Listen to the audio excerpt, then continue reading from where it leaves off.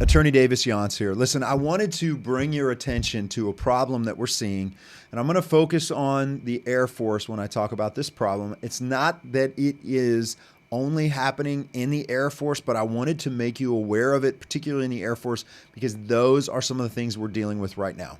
So one of the trend lines we saw in the Obama years, and then it just went on full speed, full acceleration during the Biden administration, is that military leaders are so indoctrinated by cultural ideas, new cultural norms that were implemented, that anything that goes against those cultural norms is seen as offensive and, quite frankly, illegal.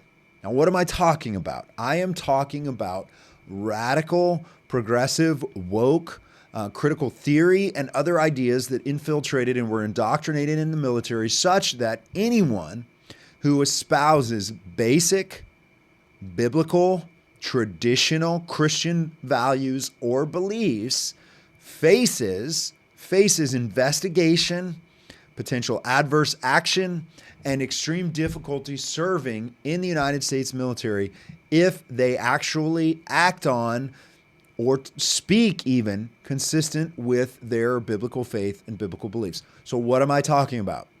Two examples. Let's say there's an Air Force NCO who was having a conversation with a civilian as they were working on a project. And that civilian began asking this NCO, what are your thoughts on marriage and human sexuality? You're a religious person. What does your religion teach? What's your view on these things? And this NCO simply said, well, the Bible teaches marriage is between a man and a woman. The Bible teaches that there are two genders. Based on that conversation, even though it originated with this NCO being asked questions, not even proselytizing, it resulted in a complaint. And even though it didn't necessarily result in a court-martial, it's the kind of investigation that can end a military career. Now, that's an example. I'm changing the facts just a little bit to protect the innocent, if you will. But I also want to talk a little more specifically about our client. Our client is an Air Force captain, a pilot, a very conservative Catholic who actually wants to pursue, and his desire is to pursue, the priesthood. And people knew that about him. Obviously, someone who is that committed to their faith and wants to pursue the priesthood, people around them begin to know more about their faith. They begin to realize this is someone who is consistent in the way they act, the way they talk. All of it is connected to their faith. And so they ask questions. In this case, they ask questions about common cultural things that we're dealing with.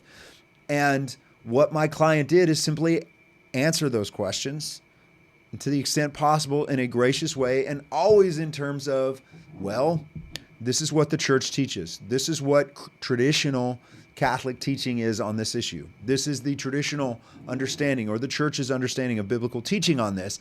And as a result of those conversations, my client was placed under investigation, put on a no-fly list.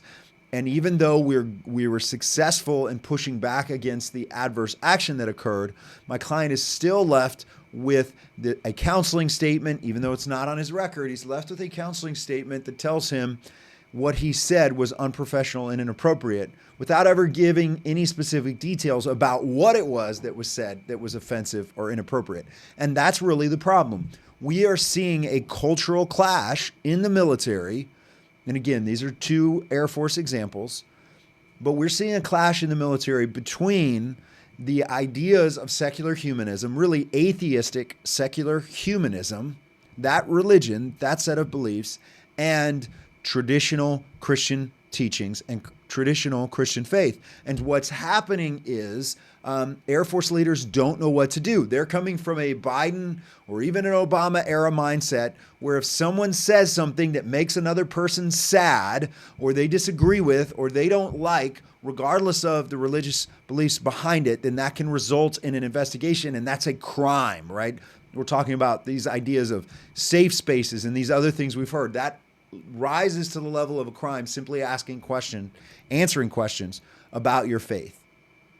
That needs to change. That is changing, but it hasn't changed yet. And the problem is now we're stuck in this middle ground where President Trump has made it clear there will be no anti-Christian bias in the federal government anymore. He's set up his Religious Freedom Commission to investigate this. Secretary Hegseth has made it absolutely clear, no more ridiculous EO investigations, right? Great. The problem is you still have a lot of middle management, we'll call them leaders, in the Air Force, in the military, who don't know what to do. They are so scared.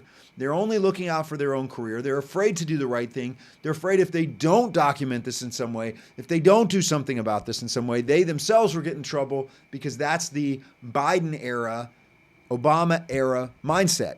The problem is they're also playing the game of death by 1,000 administrative cuts. If you're in the military, you know there are a lot of administrative things they can try to do to you that can ruin your career, blacklist you, put you on no-fly lists, and do damage to your career without ever giving you full due process. So that's my concern right now.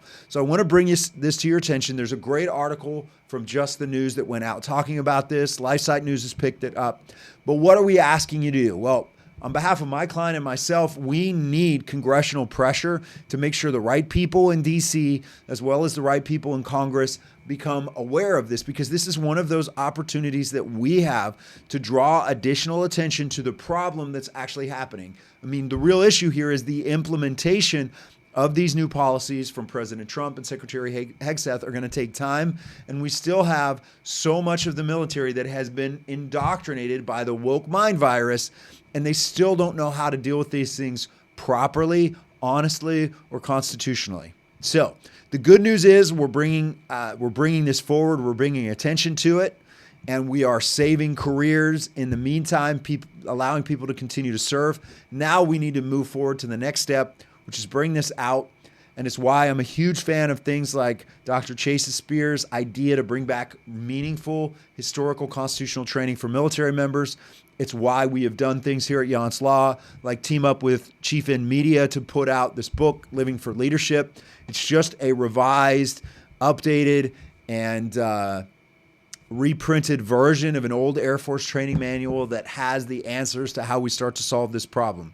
So if this is the kind of content you're interested in, or you want to keep track of what we're doing here at Younts Law to fight for Christians in the military, to fight for constitutional freedoms for all patriots and military members, then follow us on social media. Check out our other videos. Thanks for watching. Take care.